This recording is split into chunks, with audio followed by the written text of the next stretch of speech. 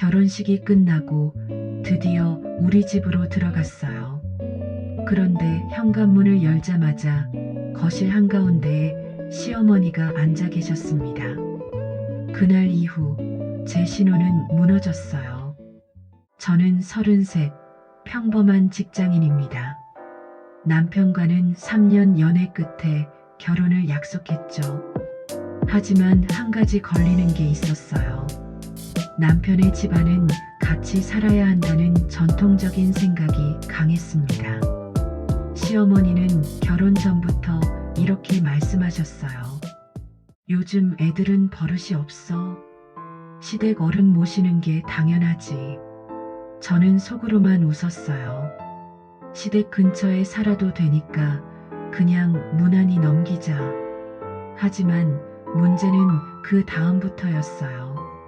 결혼 준비가 구체적으로 시작되면서부터요. 시어머니는 말했어요. 우리 집 2층 리모델링해서 살면 되지 않니? 남편은 아무 말도 못했고 저는 웃으며 대답했죠. 어머님, 저희 둘만의 공간이 있었으면 해서요. 가까운 곳에 알아볼게요. 그 순간 어머님의 표정이 굳었습니다. 둘만의 공간? 결혼이 장난이니? 그때부터 저는 매일 눈치를 보는 예비 며느리가 되었어요. 그래서 전 결심했습니다. 차라리 내가 집을 사자. 아무도 모르게. 퇴근 후 주말마다 부동산을 돌며 대출까지 받아 조용한 신축 오피스텔을 계약했어요. 남편에겐 솔직히 말했죠. 당신, 나 그냥 여길로 들어가고 싶어. 부모님께는 나중에 말씀드리자. 남편은 한참 고민하더니 고개를 끄덕였어요. 좋아. 입주 당일에 같이 말씀드리자. 그때까진 진짜 행복했어요. 커튼을 고르고 식탁을 고르면서 이제 드디어 우리만의 공간이 생긴다는 설렘이 가득했죠. 결혼식이 끝난 다음 날이었어요. 짐을 들고 새 아파트 현관문을 열었죠. 그런데 문 안쪽에서 사람 말소리가 들렸습니다. 얘가 왜 이런 걸 숨겼대? 아이고, 이런 데서 어떻게 애 키우나. 심장이 쿵 내려앉았어요. 문을 여니 거실 소파 위에 시어머니가 앉아 계셨습니다. 테이블 위엔 제가 숨겨뒀던 계약서, 복사본과 등기 서류가 있었어요. 어머님, 여긴 어떻게 오셨어요? 내 남편이 휴대폰 놓고 갔더라. 통화 기록 보니까 이 주소가 있더라.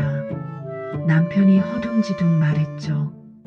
엄마, 그냥 우리가 둘이 살려고 한 거야. 몰래 그런 건 아니야. 그러자 어머니가 소리쳤습니다. 몰래 한 거지. 시댁을 피해서 혼자 살겠다는 거잖아. 그게 그렇게 큰 죄인가요? 결혼해서도 제가 제 공간 하나 가지면 안 돼요? 어머니는 가방을 내던졌어요. 이런 여자랑은 못 산다. 그날 밤 남편과 한마디도 하지 않았어요. 결혼식의 여운도 신혼의 설렘도 사라졌죠. 이틀 뒤 시어머니는 연락도 없이 이사업체를 불러 짐을 우리 집으로 보냈어요. 신혼집이 아니라 시어머니의 창고가 된 집. 그 후로 남편은 점점 변했어요. 전화 오면 밖에 나가서 통화하고 주말이면 시댁에서 하루 종일 있었습니다. 저는 더 이상 믿을 수 없었어요.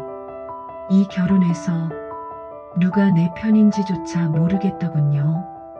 결국 어머님을 직접 찾아갔어요. 어머님, 제가 잘못했습니다. 하지만 저희 부부에게 시간을 주세요. 시간? 너희가 날 배신했는데 무슨 시간이야? 그 말 속엔 상처보다 승리감이 담겨 있었어요. 그날 이후 남편은 제 이야기를 듣지 않았어요. 엄마가 상처받았대. 조금만 이해해줘. 결국 6개월 뒤 남편이 말했어요. 우리 잠깐 떨어져 살자. 서로 정리할 시간이 필요해. 그게 끝이었어요. 저는 집을 팔았고 남편은 시댁으로 들어갔죠. 1년 뒤 중개사에게 전화가 왔어요. 전에 사셨던 집 혹시 시어머니 분 아니세요? 등기 이전이 그분 명의로 돼 있네요. 순간 숨이 멎었어요. 제가 판 그 집을 시어머니가 사버린 거였어요. 지금도 가끔 생각해요. 그때 굳이 숨기지 않았다면 어땠을까?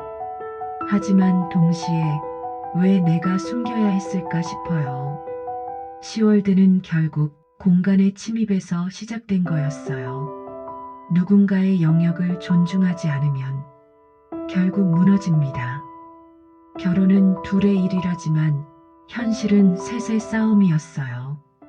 여러분이라면 이런 상황에서 숨겨서라도 나만의 공간을 지키시겠어요? 아니면 시댁과의 평화를 위해 포기하시겠어요? 누군가의 경계가 무너질 때 사랑도 함께 무너진다는 걸 그땐 너무 늦게 알았어요. 이 사연이 여러분 마음에 남았다면 AI 상담소의 다음 이야기도 들어주세요. 당신의 사연이 누군가의 위로가 될지도 모르니까요.